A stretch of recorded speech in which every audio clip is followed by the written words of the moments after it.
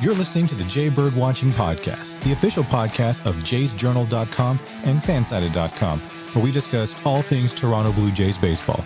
We'll talk about news, rumors, and game recaps. So whether you're a diehard fan or just getting started with the team, this is the podcast for you. Here's your host, Craig Borden, with co-hosts Jason Lyons and me, Ken Alfred. You're listening to the Jay Birdwatching Podcast. Good evening, Blue Jays fans, and welcome to what is now officially off-season mode for us Toronto Blue Jays fans. And we're already apparently into the B-Reel stuff. I'm just kidding. But here we are getting ready for our off-season of just goofing around and having a damn good time here on the show.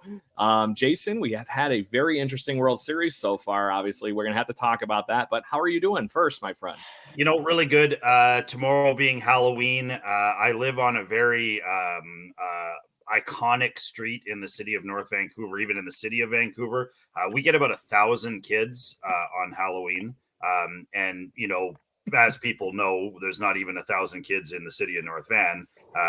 So it's a lot. We get a lot of people coming in. Like, I got to be prepped and outside and ready to go for 4 o'clock for the little kids. But it's a lot of fun.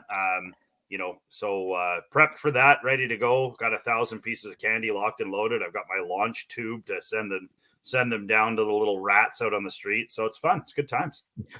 So you're not the one that's chasing them away with a fake chainsaw and making sure you're not giving them candy, right? I just sit, I have like a throne that I sit on, and I just, slowly get more drunk as I give out more candy. It's awesome. So you're that guy on the block. We all get it. Hence the reason you're on this Jay Bird watching show with us, the Barroom Chat for Toronto Blue Jays fans. You got it. So joining us this evening, we have a very, very, very special guest with us, Brian Pirrip of M1NT Cases and Mint Collecting. How are we doing this evening? I see you're on the road. You having some fun? Yeah, man. It's, day before Halloween. I'm meeting up with a friend of mine up in Victorville. There's a baseball game, like a Little League game, and I've got about 5,000 cards that I've packed together in little sandwich bags, and we're going to be handing them out at the Little League game tonight. So that's awesome.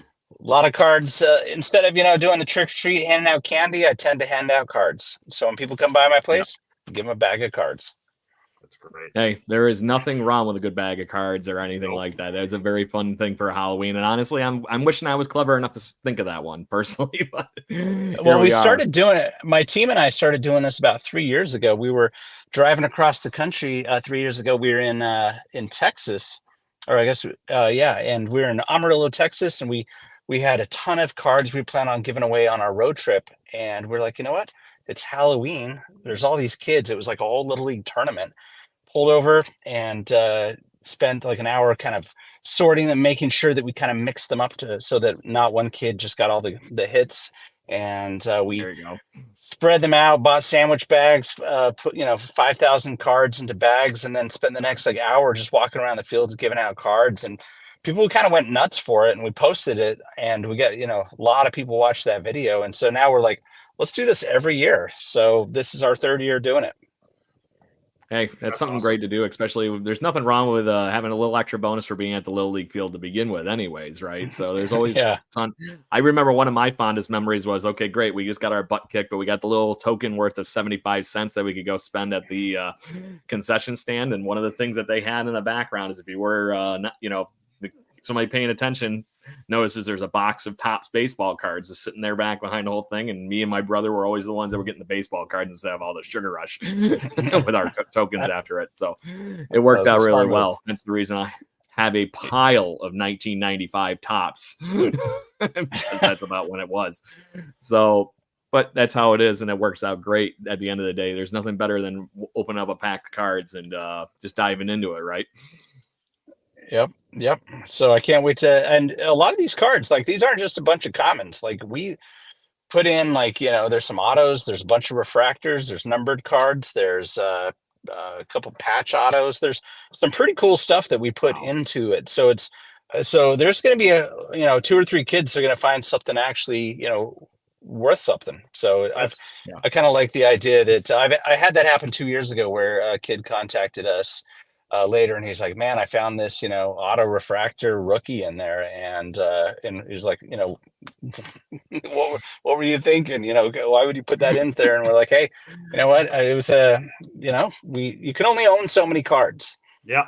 And I don't like having too many. I really don't. Like, my collection is actually pretty small relative to, how many cards I've sifted through over the years. And so if I have extra cards or duplicates or, I just find it a huge pain to go and try to, sell and try to do it that way. So I was like, you know what, I try to have more fun with the cards. And what I find is, one person's duplicate is another person's treasure. Oh yeah. Back too. Yeah. Brian, it's so interesting because just before you came on with us, I was actually mentioning to Craig, I mean, being Canadian, obviously we had a little bit more hockey cards in our youth than we did baseball cards. It was even tougher to get them. I don't even remember seeing baseball cards until I was a little bit older. But I was saying my son got one of these with the jersey patch in it.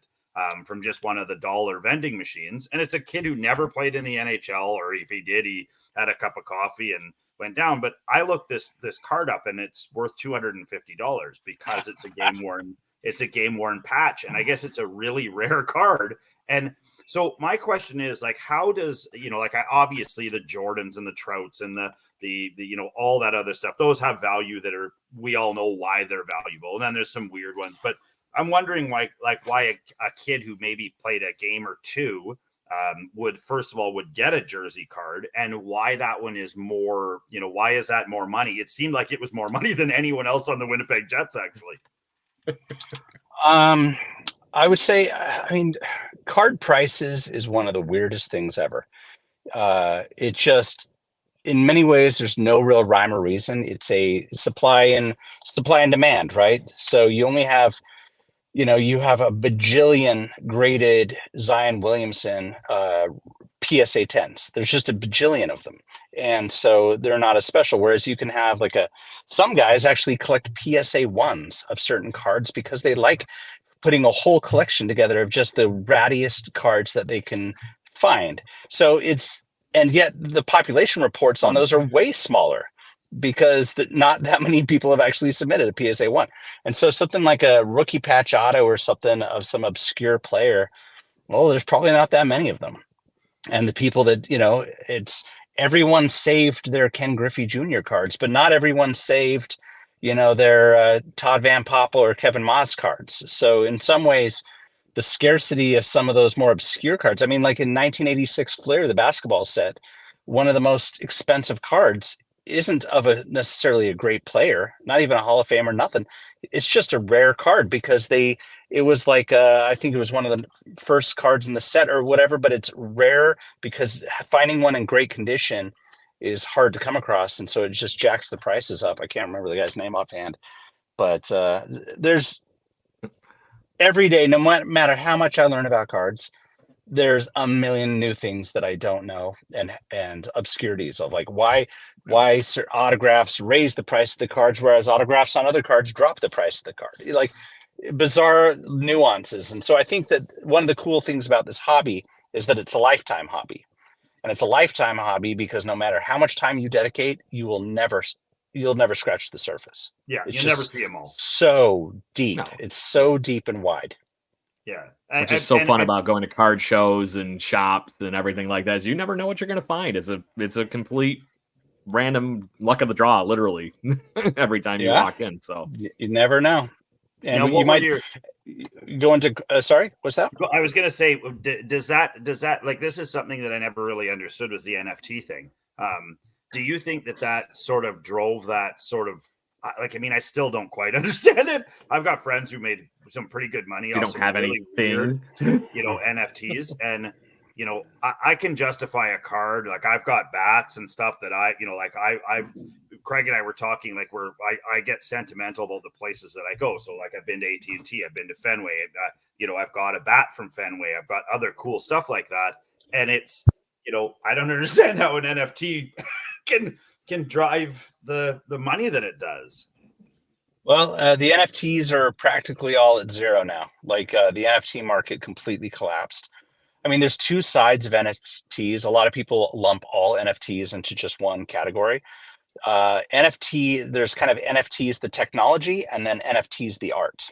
And so I think NFTs, the technology, is going to have a lot to do with a lot of things down the line, from concert tickets to airline tickets, to be able to, attach that you are tied to this specific bit of data. Whereas NFTs, the art, I never thought that stuff was cool. And the main reason I thought it was dumb is that I think one of the great things about cards is the tactile experience. And I also like something I like to call it Amazon proof. Nobody can print new 1952 Topps cards. However many there are in the world right now, that is all there is. And so to me, the tactileness of holding something, of looking at something, and as well as the history of cards or the scarcity of it, the digital art side of things just doesn't, it might be non-fungible, but you can still go and make copies, put it on a wall. I think in order for NFTs, actually my company didn't grab it from a store. Yeah. I think cards is a lot more, has a lot more staying power long term. I think it's more interesting. I think the ability to just trade or make purchases or wait for the mail to come. I mean, mail day for a lot of us is like a religious experience, you getting those packages that come in and being able to rip the boxes open and see what you got. There's nothing in the NFT world that gives that kind of feeling. Yeah. So I think cards is going to win this thing long term. Yeah. And I think NFTs are, as far as art, are kind of dead for a while. Yeah. And I did the same thing that I think a lot of people have done in the last 3 years. Being a father, I showed my now 13-year-old daughter when we were all stuck inside for how long. It's like, hey, look at this. There's a giant box here full of cards. And we went flipping through it, trying to sort them all into my baseball cards were everywhere. No, I think they were probably in whatever the hell the team rosters were at that time, even though they were all from miscellaneous years. If I had a player that was on 15 different teams, he was on whatever the hell the current team was for that. If I found Julio Franco's cards, he was on probably whatever the hell team Julio Franco was on at that time. And we started flipping through them, just trying to put the sets back together. And we couldn't believe how much fun the two of us had just doing that. So it turned into, what else can we do on that same avenue? And that's when all this stuff happened in this room and all the other stuff. But she got really into the Funkos. It's amazing how many fathers and daughters or fathers and sons have reached out to me in the last couple of years and told me their stories about how it's actually improved their relationships and how it's something for them to do together. And I think that's one of the great things about this hobby is that it's like generational, it's a 140-year-old hobby. That's a long time for a hobby. The nostalgia never goes away from it. The nostalgia from opening a pack of hockey or baseball cards never goes away. It's always as it was. It's a surprise and, teeth shattering gum and, it was so rad. Jason, funny enough, actually, some of my favorite earliest happy memories of collecting are all from Vancouver. Really? In fact, baseball cards. It was I had cousins that lived in Burnaby, and so every summer I'd always go up to, my mother was from West Van, and I'd go and hang out with the cousins in Burnaby, and there was a card shop in Burnaby at the back in the day that we would go and do chores and things around the neighborhood to go and make money. Spray painting house numbers on curbs is our main thing. And then we go sprinting off to the card shop and blow everything we had to go buy packs of 1991 Leaf. And so when I think about, summer of 1991, it was me, my cousins, and baseball cards in Burnaby, Vancouver. So that's awesome. Small world. It's actually not too far from mine because that was the same thing. 92, 93 Topps were the ones that were always in the store down here in the village where I grew up was the dugout. And I don't know if I want to even ever admit how much money I spent because it was 100%. I did what it was like an addiction to a heavy Class A drug for me. When I was a kid. It was like whatever it took to get that cash to go get those cards. And then years later, when I was in my late 20s, so about 14 whatever years ago, I was living in White Rock in British Columbia, This is crazy. and Small world, I eh? used to small world, eh? And I'd go up, same kind of thing. I'd scrounge whatever cash I could, and I found about 4 different card shops across Vancouver, and I made it like a personal trek because it was right when I was getting back into the hobby, and it was all fresh and new again. And so I'd walk around and take buses around Vancouver to go visit these different card shops and go talk to the owners, buy like packs of 89 tops, like really crappy stuff, and take it back to White Rock. But I would treat it like it was gold because it's all the money I had. Awesome. And so packs of 89 tops or 1991 Upper Deck, looking for Jordan out of the baseball packs. It was priceless. So yeah, funny enough, talking to Blue Jays guys and a Canadian over here, it's like, for me, card collecting in Canada actually have a lot of tie to me. That's amazing. So it's like you had your own little pilgrimage there going on to make sure you got everything you needed, and that's cool stuff. That's a really cool story. And on a Toronto side, like I was telling Craig earlier, that I went to 2 big Blue Jay kind of memories for me was the first World Series that I really got into was actually the prior year. It was 1991 with the Cincinnati Reds. But then 1992, I was like ready. I knew what was going on. I knew the players. I was a Fred McGriff and Roberto Alomar, Jimmy Key, all these guys. And so that was a World Series where we had relatives mail us some Blue Jay gear. So I remember sitting there, even though I was living in Atlanta at the time, go figure, I was cheering for the Blue Jays in Atlanta in 1992. And I don't forget that. And then about 2 years ago, I went to Toronto and went to my first Jays game in person. And I got the very best seats I could right next to Vladdy, and sat there, opened packs of cards, filmed it all. But the footage just wasn't good enough I never posted it, but there's probably the first stadium I really filmed at where I was opening packs was Jays 2 years ago. It was pretty cool. Great game. That's awesome. And that was right in the midst of where you got to see the last run of the renovations, and now they've really upped their game at that ballpark too. So you're gonna have to make another trip back up, my friend. Honestly, it's a matter of time. I'm going to be doing a kind of a nation tour, like a kind of a concert tour, like a road show for the Mint products, and sometime in the spring. And I plan on going to pretty much every major sporting city in both countries, and go from kind of card shop to card shop, stadium to stadium, and be showing off the Mint products. But Toronto is definitely on the pretty high on that list. No, it's a great baseball culture there, regardless of what you would expect to be mostly hockey or even Canadian football or anything like that, for the matter. To that point, like I said, I got into watching baseball as a young kid, and growing up in the really getting into baseball in the late 80s.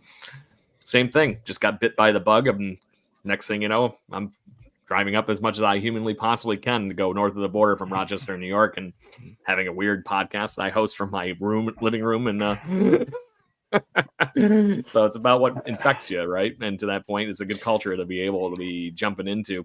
So you mentioned some of the guys that I grew up loving too, in the midst of that, I was heartbroken when all of a sudden my Blue Jays cards of Fred McGriff were going to have to be San Diego Padres cards in 1991 and things like that. So out of the cards you got back then, maybe who was the one that really stuck out to you as far as Blue Jay culture is concerned? Maybe probably Roberto Alomar. That's the first one that comes to mind. I remember getting his 88 Don Russ card and his tops traded. I think it was 88 tops traded. And I really loved 88 Don Russ and 88 tops at the time. That was the first set. 88 tops was really the first set that I got really into. And I remember some kid had the tops traded set, and I remember Alomar, and that was before he was really popular. Everyone was looking for Mark Grace, or I'm going in the memory banks, but I just think it's funny. That's the first card set I actually ever completed too, was 88 Don Russ. So yeah, now it's considered a trash of trash set. But you know what? I still got a soft spot for. I think that I'm still a huge fan of the Roberto Alomar 88 Donruss and the Mark Grace 88 Donruss, and even the Greg Jeffries. Yeah. Oh God, there's a name drop for you, Greg Jeffries. I think I spent more money on Roberto Alomar cards as a kid, as that was my favorite player growing up. I probably got a stack of about that big of just Roberto Alomar cards in the one sleeve down in the basement right now that I got to really go through. It's in a dry place. I'm not one of those weirdos that didn't put it on the floor in my basement or something. It's all on a nice shelf. But to that point, Jason, what are you thinking? I think one of the worst ones, and I mean, this is something that really sticks out in my mind, is I don't know if you guys played Walsies when you were a kid. So as Canadians, probably some different name. I would go to school with stacks of baseball and hockey cards. And what you would do is you would stand 6 feet back from the wall and you would flick them. And if you got one to stand up, you got to take all the cards. And I can't even tell you the cards that I mashed against the wall. Like, just thinking back to those years, and I was buying, great cards, great card companies, and just I probably trashed thousands of dollars against a brick wall at my elementary school. But I mean, I guess if hindsight, we all would have kept our Jordans too. If I ran through about 17 pairs of Jordans when I was a kid. If I'd kept all those, I'd be calling you from the different house. Yeah, you'd be in them. I only had one. I could only afford one pair of Jordans, and I definitely beat the living piss out of them. No, I was back in the day. I remember being when I first learned about cards, which was like 3rd grade. I guess that would have been 1987, and I don't know if it was because my best friend introduced me, and I was living in Portland, Oregon at the time, and we were of the belief that these cards must be handled with like super care. Even the slightest hint of touching on the corner, a little fray was like, you just crushed your value.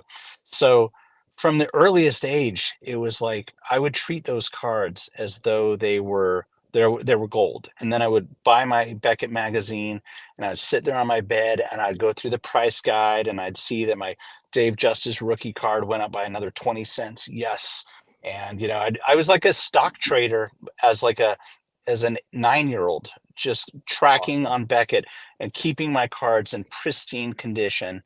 I remember, and in fact, I'm going to make a post about this in probably a week or two, but one of the worst things was I remember running up the stairs one day for something. I can't remember what was happening, but I ran up the stairs, jumped on my bed. I was putting my shoes on, and then I realized I'd sat on something kind of hard. And I turned around and I realized that I'd sat on all my best cards. And even though they were in like penny sleeves or whatever, I'd sat on my best cards. And I must have been 10 and, or 11 or whatever. And I just remember like I burst into tears, right?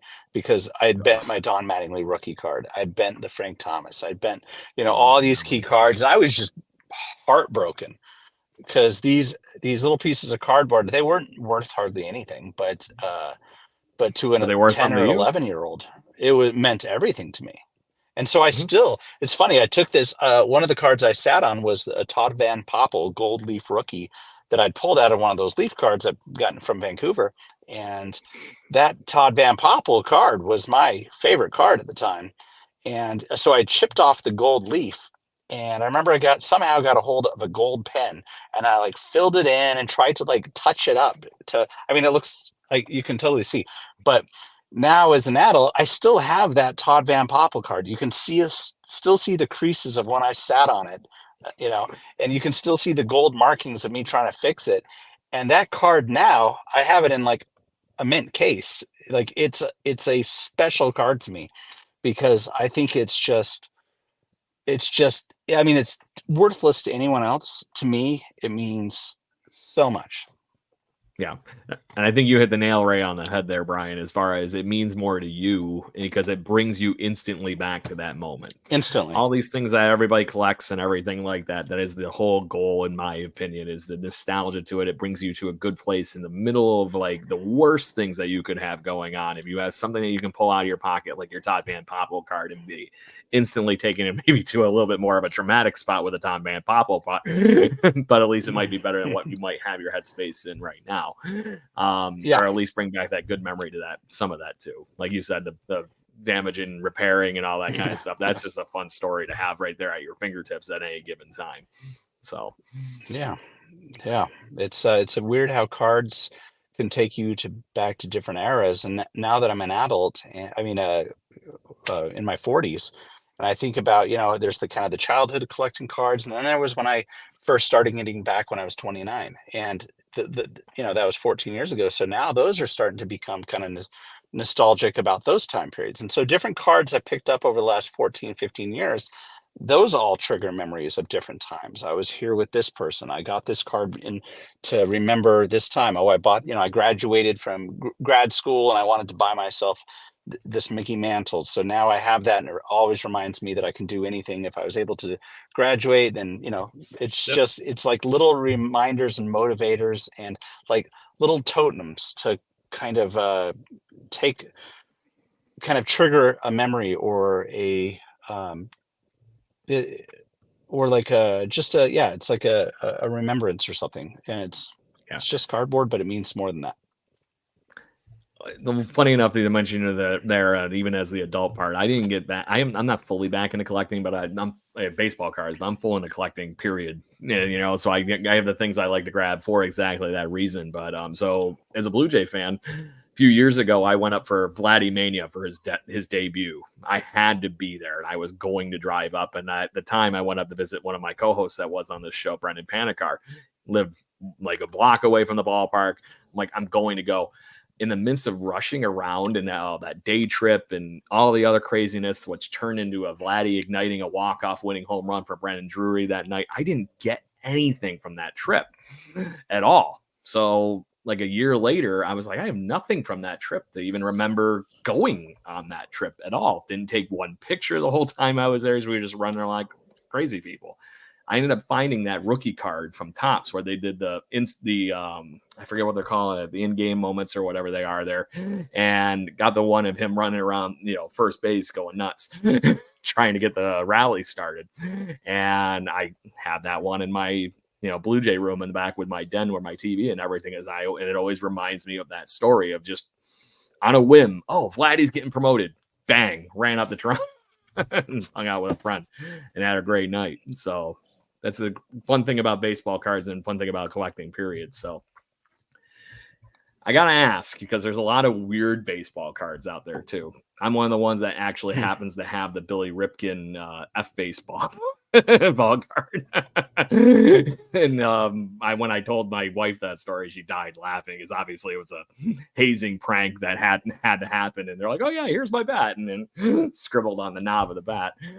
Is there anything like that that's an odd one that's in your collection that stands out as the weird one that just does bring you instantly to that moment of just laughing a little bit? Let's see. I know I'm really putting you on the spot. No, like a weird card in my collection. I mean, it's fun. I need to come back to you on that one. It's super funny. I just, as you were doing that, actually, I know. I went and looked at some of the really weird ones. There's some really weird ones.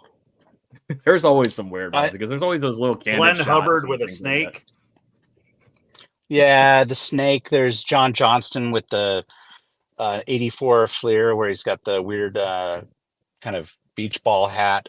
My favorite, actually, that comes to mind are the 1992 Bowman set. 92 Bowman, which is Mariano Rivera's rookie, Mike Piazza's, Trevor Hoffman, Pedro Martinez.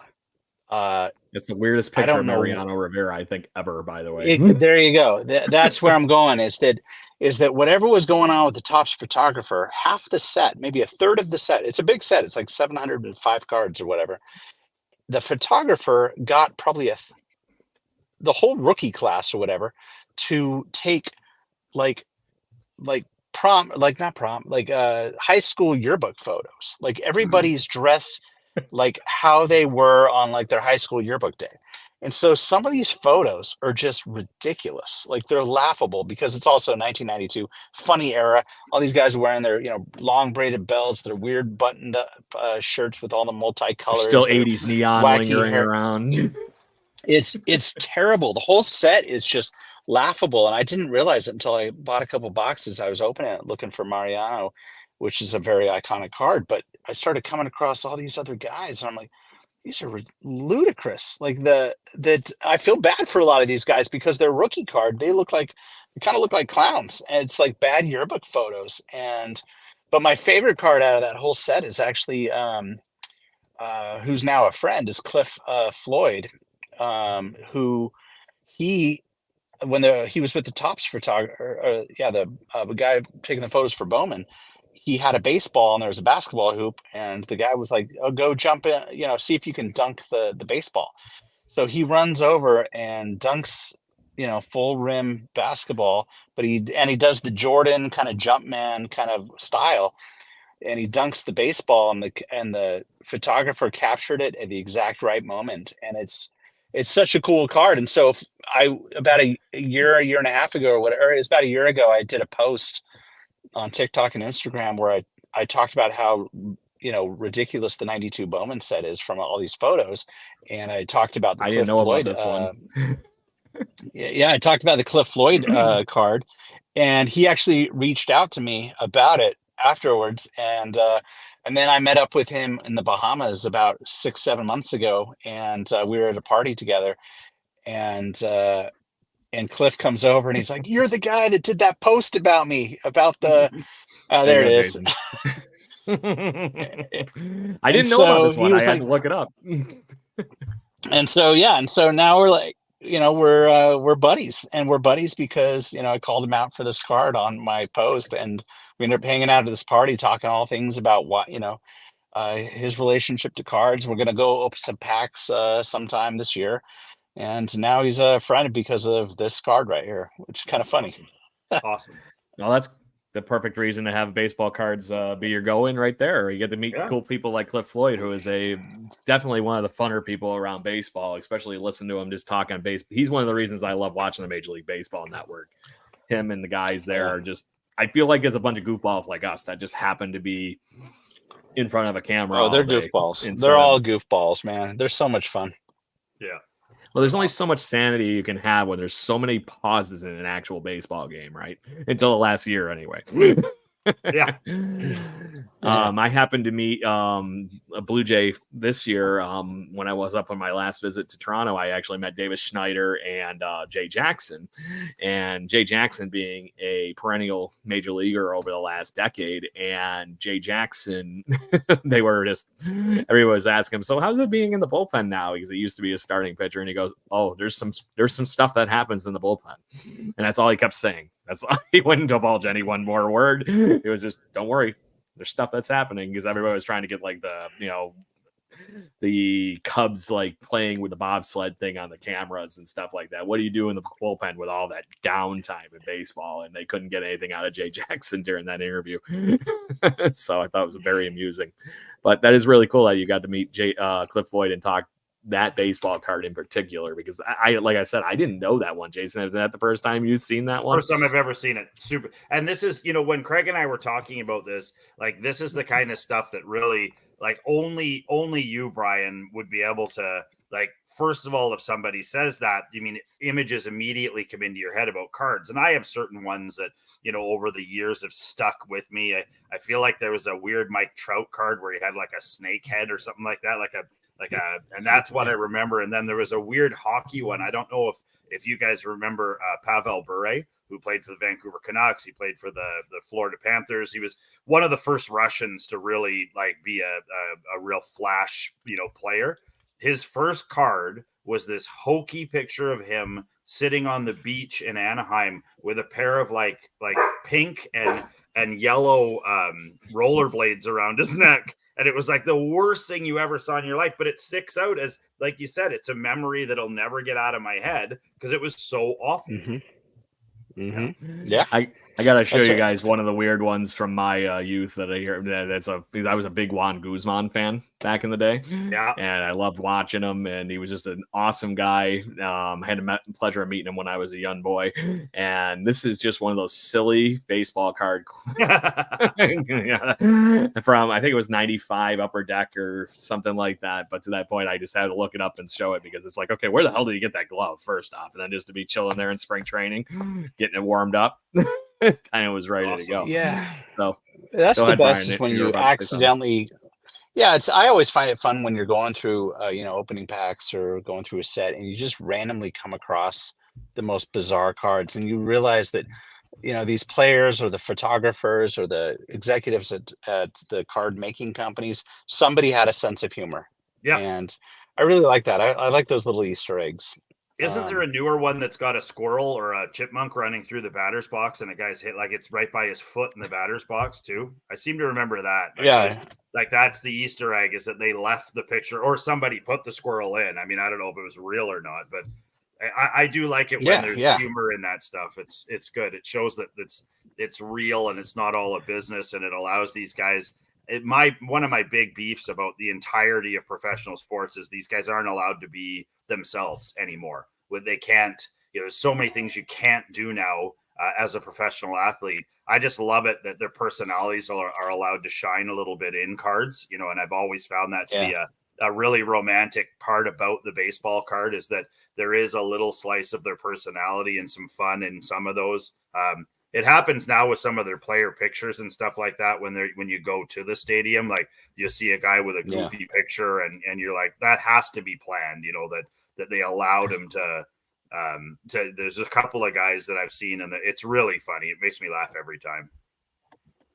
So there's a recent Blue Jay lore baseball card that apparently never saw the light of day from 2016. This is after the Blue Jays obviously, lost notoriously in the 2015 ALCS. Troy Tulowitzki being a big part of that edition and the run in 2015.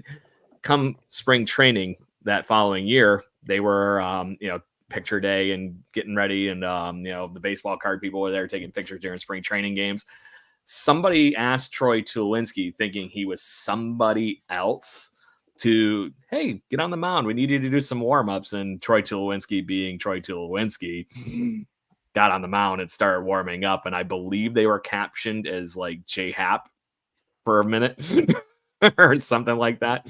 And the fact that it obviously, I would have loved to see that card just say J-Hap and see Troy Tulowitzki all wound up with a bat, with a pitching glove and whatnot would have been hysterical just to throw out as a error-proof card or something like that, or a promo card or something. But that was something that stuck out to me in the midst of you guys saying that. That was a story that I happened to stumble onto in my brain. Well, actually, back in the day, one of the most exciting things for people to collect, there's Billy Ripken, but it was all the error cards. We enjoyed collecting the, oddball. Like I remember the '89 Upper Deck Dale Murphy card was, from what I remember, more popular than Griffey for a while because everyone wanted the reverse negative. All it was is just a horizontally flipped card, a photo, and they released it and everyone had to have it. The Juan Gonzalez reverse negative, everyone had to have it. One of my favorites that's really hard to come by is there's an error with Barry Bonds in '87 Don Russ with, I think it's Johnny Ray. So it says Barry Bonds on the card on an '87 Don Russ, which is such an overprinted junk wax card. But instead of Barry Bonds' photo, it's Johnny Ray's photo. And it's worth minimum, you're going to spend at least $3,000 to get one of those. There was that J-Hap card right there. Yeah, really hard to come across. And somehow these cards that were the errors, or the Marlboro signed with '89 Fleer, Randy Johnson, we just all wanted error cards, and we like the oddities, the oddball cards, which I find interesting. It's not just the superstars. Exactly. And that's, I think, to your point, what we were talking about before the show went on with the hockey card Jason's hiding there with somebody's jersey that might be just a rare card just because somebody didn't print it as much. Simple as that. Yeah. You never know. Yeah. So, Brian, I'd be doing a massive disservice to you if I didn't give you a chance to actually talk about mint rather than just keep throwing it in here and saying you're the founder on the show. So give us a little bit of insight on, first off, obviously your collecting spawned this whole thing, but give us a little story on how you got to where you got to with the, like I said, a really cool product. Yeah, thanks. Mint has been a labor of love. It is it's been a passion. I remember first thinking about it when I was going on the bus between White Rock and Vancouver, BC, when those early days of collecting, where I kept picturing all the cards that I liked, but I was like, what I want is to be able to have them in a frame, put them on my wall in some sort of a cool, aesthetically pleasing way. And the more I got collecting, the more, as much as I was looking at the cards, I was thinking about the display options, and I would go to every possible card shop or card show or frame shop trying to find a way to protect my cards and display them, because I did not like the graded cards. I thought the graded cases were stupid and ugly. I thought the flips at the top with all the serial numbers and logos, and like, I don't care to see a grading company's logo on the front of my card. I would rather not see it there. I'd rather have the focus on the card itself. I don't care about one brand of graders' particular color scheme that they like. I don't want it. I want to just have my card. And I didn't like plastic. I didn't like, and when I would want to take all my cards, put them on my wall, I'd take them to the framers, and the framers would tell me that they would have to destroy my cards pretty much, put glue or tape or whatever in order to build the frames that I wanted. And so I kind of gave up for, it was always something that I would do in the future. Someday I will build a display for my cards that I think is not only super protective for them and UV coated and counterfeit protected, but also just look like art on my wall, and so about 2 years ago, about 2.5 years ago, because of pandemic reasons, I was in the midst of career kind of chaos. I was doing television and tourism with China, which is the worst possible thing you can do during a pandemic. Global pandemic. And so, yeah. And I was actually in the middle of flying back and forth to China all the time at that point, and I all of a sudden couldn't go back for work. And so my team and I were thinking about things we could do, and we, one of my guys was like, surely you have an idea, Brian, of a company that we could work on while we're kind of waiting for everything to kind of pass. Real.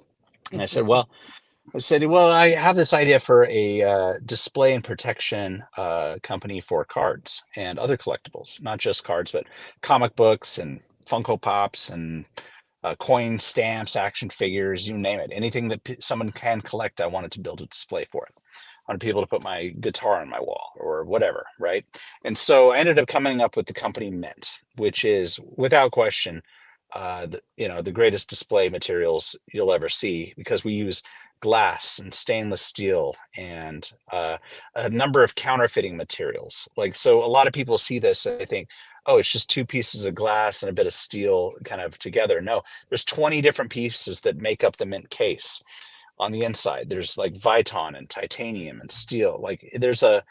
It's a really sophisticated system to be able to not only make sure that the card is like, I could leave it out in the sun, it's going to be fine, but also that nobody can ever counterfeit this. You cannot open this without us being aware that it's been opened, and you can't seal it back up without us being able to take care of that.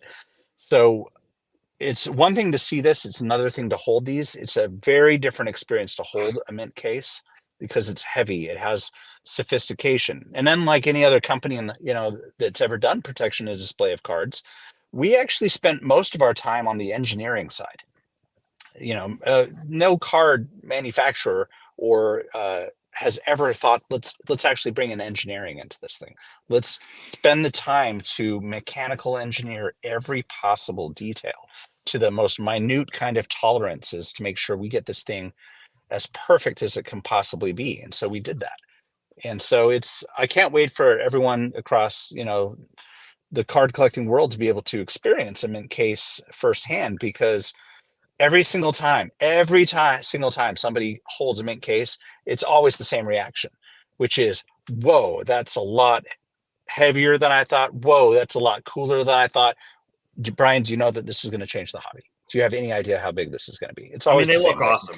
Brian, you should know. Like, I mean, as a guy who as soon as Craig told me about this, I went and took a look, and I was just like, my God! Like, when you see something that's so different in the industry, it's just it's just so neat. And when you do have stuff that, like you said, means so much to people in different ways, it's just cool to be able to see. Like, I have a number of jerseys that I've hung on the wall, and they're a pain in the ass, and you have to get them done right, and you have to poke pins through them and all this other stuff to just make them hang properly within the things. And then the jersey boxes weigh like 85 pounds. So, it's not a proper way to display. And if you don't do it that way, though, they look like crap. So I thought this was a really neat idea. And I'm hoping that, that the people that do check out the cast, if you do have cards and collectibles, check this thing out. I mean, they're deadly. Yeah. Scroll down a little bit. Chiming in and loving it.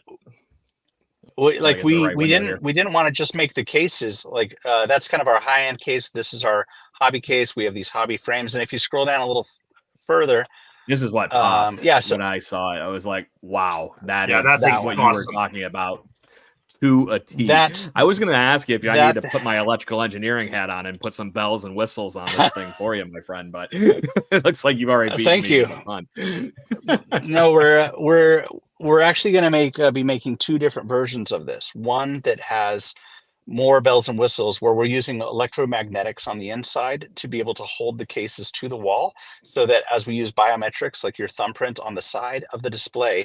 So on the other side of that display, there's actually a place for your thumbprint. And so when you click it, 100 pounds of electromagnetic force holds the cases to the wall. And then it's fully LED backlit. And then we're going to be building, since we build these prototypes, that's real. That's not like a render right there. That's a real wall display we built. That's my wall. That's awesome. And what we're going to be doing is putting a little LCD screen underneath each bay, so that as you put your card in any of the bays, the display will read the card and be able to display what the name of the card is and like the grade of the card underneath. So cool. We've got a lot of cool stuff that we're going to be doing with display. These are also modular, so they're stackable. You can, we're going to be putting these up in every stadium in the world for every sport, so that when you walk into like Yankee Stadium, we're going to see Babe Ruth card next to, Lou Gehrig, next to Aaron Judge, whatever. And we want people to be able to, walk into a stadium and see all the greats of their team on the wall. You're going to be able to go to Jay's stadium and see, the McGriffs and the Alomars and the Jimmy Keys and everybody in the Jay's history, because this is the new way to display. And we're going to do this for every kind of collectible. Absolutely every kind of collectible. Yeah. Did you say there are RFID on that one that you were talking about when you put them in to display? Yeah. We're going to be doing RFID, NFC kind of stuff, where the wall display will be a smart display interacting with the cards, and we'll be putting those RFID chips inside the cases. Now you just got to get like ChatGPT in the background to like give you the accurate Beckett value as you're sitting there on it. You're gonna be that's the thing, man. I'm gonna be like putting a lot of money into R&D over the next several years with this, and so we're gonna have it where you put a card on like a desk stand, and it will like be able to like start playing like highlight clips of that player, or you're really bringing me back, Brian, because now you're bringing me back to the I'm thinking the little blue tape recorder with the baseball cards that literally had the record needle on the back, talking baseball. I remember those. I would not be shocked that I still have that somewhere in the house here, but I guarantee you it probably still had D-cell batteries in it, and the cards are the only thing that's worth it anymore. But I do repair things for a living, so maybe I could figure it out. Well, that's the stuff we're going to be doing. If we kind of think of ourselves like Q Branch of the collectibles world, where if we can think of it and people want it, we're going to build it, and to make, everybody's house that participates, it's going to look like James Bond, like how he would, like right there. That's what we built for the Yankee Stadium. Those are all the Yankee Hall of Famers.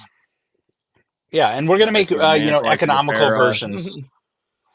We didn't want this just be for the ultra wealthy or the ultra, whatever. That's why we made what we call the hobby case and the hobby frame. Those are going to be for everyone. It's going to be a much lower price point.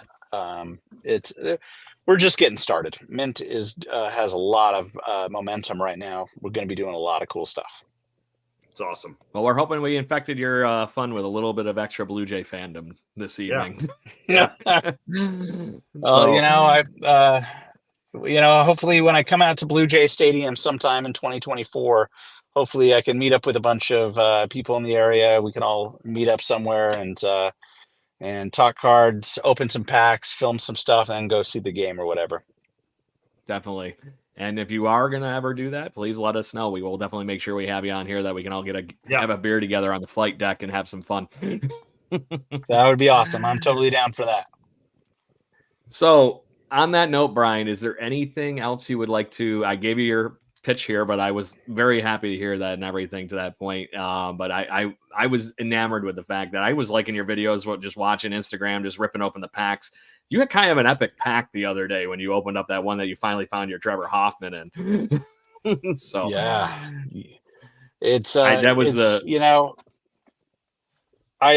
I opened that pack. I was in my storage unit and I was like, I have this box of some random packs, and I was like, you know what? I was just moving into a new apartment, and I was like, okay, I'm gonna watch Game 1 of the World Series, and I grabbed a few packs, and I realized I still had 2 packs of 92 Bowman.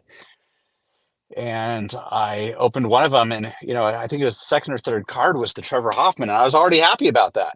I was already pleased. I was like, okay, let's watch this game. Let's have a good evening. And then I flipped through the rest of the cards, and I was like, every card in this pack is like a Hall of Famer or a key player from that era. And it was just like the ultimate.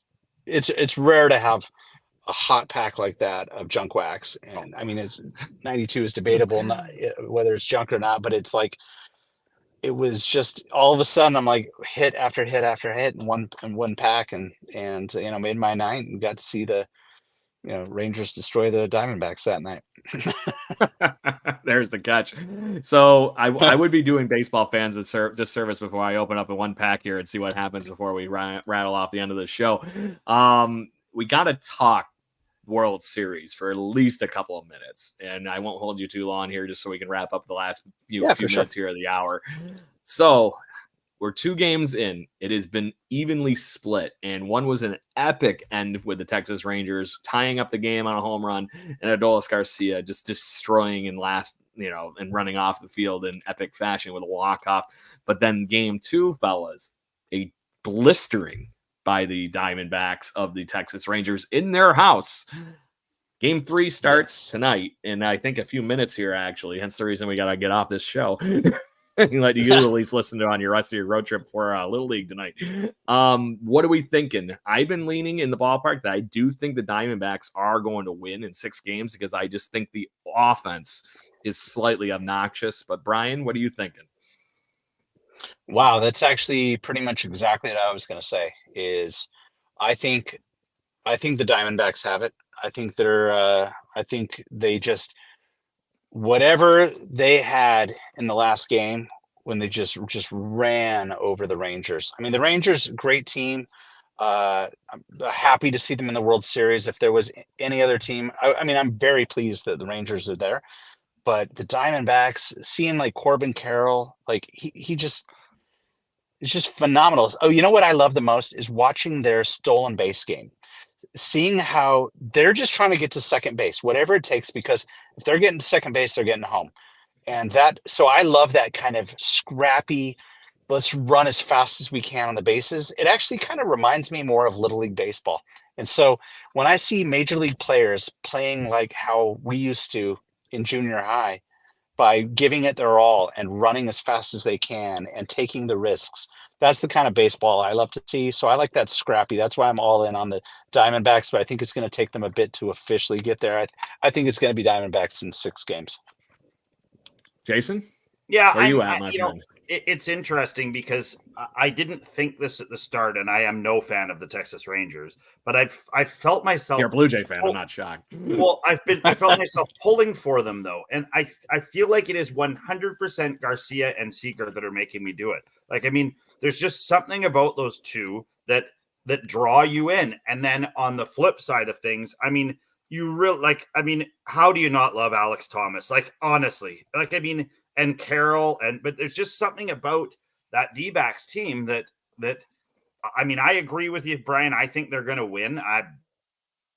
7 somewhere in that wheelhouse, obviously, but it's interesting to watch because, you know, we've kind of gone through this by watching the Rays do this. You know, the Rays out athletic to everybody for a couple of years. That, you know, that's how they won, is they were just more athletic. And that's what the Diamondbacks remind me of. They're a good baseball team, but they're uber athletic. Everybody on the team is athletic. Yeah. And I mean, if it isn't the hardest kick in the shins, possibly, as long as I can remember, but the Dalton Varsho trade really, really, really, really, really looks bad now. I mean, it's, you know, for them to have given up on Moreno and to just watch this super stud, you know, roll through. I mean, he looks like he's played for 20 years. He's not even 20 years old, is he? Like, I mean, it's insane.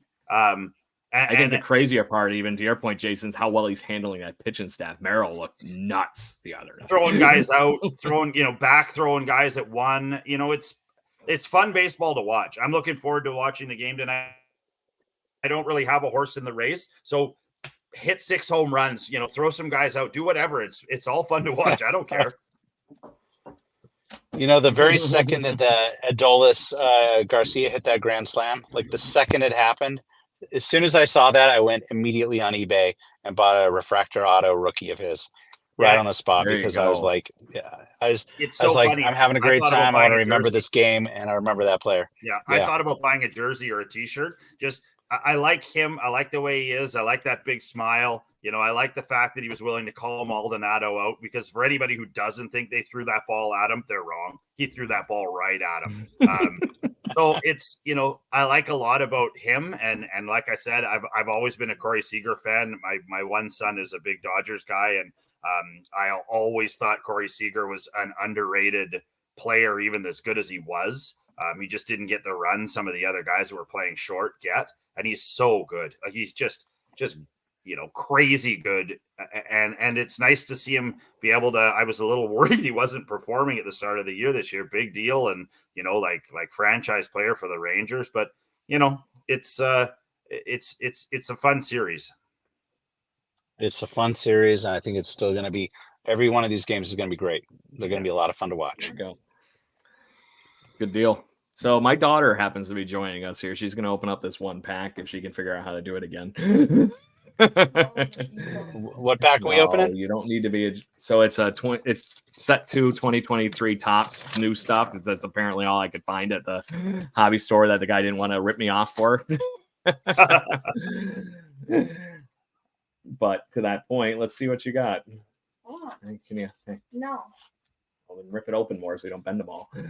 You've done this before. No, I haven't. Anyway, you got to come over here so I can see what you got. Got Jordan Groshans. There's an ex-Blue Jay for you. Deep cuts. DJ Higgins. Yoshi Sugo. There's another one that used to be good for a little bit. Yeah. Carlos Perez. Nick Senzel. JP Crawford, guy that Blue Jays fans love to hate. Yep. Mariners fans love to hate him too. Yeah. Victor Robles. Team cards. There's a Walker Buehler. That's a pretty good one if he can get it back into it. There's your Dodger one, Jason. Do I need to send you this one? There you go. Butane. Another playoff performer with Jesus Luzardo. Another really good one there. And I think she's got a really thick card here. What do we got? That is a really thick card. Wow, that was a really good one that you pulled. She pulled a Father's Day jersey, Freddie Freeman. Oh, come on. I'm going to have to make you open up that whole box. And then there is also a Shohei Ohtani Stars of MLB refractor card here, too, it looks like. So she did pretty good. Well played. I'm going to have to keep using your luck until we can see what we can get out of here. That's a great pack, man. I was surprised. That was the first one I opened out of the box. I know it was a hobby box, so usually it has a little bit better of what was in it than some of the other ones, but at least it wasn't the Target Walmart box, That Freddie Freeman's worth $5. There you go. Oh, I'm sure. But to that point, that's going right money. up on the wall. That ain't going anywhere else. Making money. Making it. It's actually a really cool David Ortiz one that she hid from me too. Got an old school one going back to the old school tops. 35th anniversary one. Tops right there. I always love those cards. Those are the classic, just clean, polished, looks great. That's what a baseball card couldn't have you on, like. Brian. Yeah. Correct. I couldn't have you on without opening at least one card. One pack card. No, I appreciate it, man. You can never open too many packs, man. So last minute of shameless self-promoting if you want to get it in before we do our typical sign-off of 2 claps and a Ric Flair with always a Let's Go Blue Jays. And if you could hang out for like 0.2 seconds after we get sign off, I would greatly appreciate it. So, no, for sure. I'm good to go. No, I just wanted to say thanks to you guys and thanks to your audience for listening. It's been a real blast. Who doesn't love getting a chance to talk cards and sports and heroes? It was a real blast. Thanks so much, guys. Really appreciate it. No problem, Mike. Definitely. It was great having you on. Anytime you want to have a conversation, you are always more than welcome. So on that note, Blue Jays fans, make sure you join us every week, even through the off season, Monday evening, 7:00 Eastern time. And we are going to have just fun the whole off season until we get some free agent moves and whatnot. And I don't want to gloom and doom everybody with season reviews and stuff like our friends over at jaysjournal.com and Fansided are doing this evening and everything like that over the next couple of weeks. There's only so many Kevin Biggio reviews I can read. As much as I love Kevin. Craig. Exactly. But to that point, we're still post-decision in the Barrios thing, so I can only get so far from it. But we will be back, like I said, every week with something fun to talk about, something fun to do, including our Guess That Blue Jay bracket that is now up to 5 teams. So, Brian, if you have anybody that wants to join that competition, you're more than welcome to find a teammate and join that too. He'd kill us. So, on that note, Blue Jays fans, make sure you tune in, and we'll talk to you soon. Ready, boys? 1, 2, 3. Woo! Let's go, Blue Jays. And I lost my mouse. Thank you for listening to the Jay Bird Watching Podcast. Please follow us on Facebook, Instagram, Twitter, Twitch at BirdwatchingGC and our YouTube channel. If you want to support the show and get extra content, please consider joining to our Patreon at patreon.com/birdwatchinggc. Go Jays, go.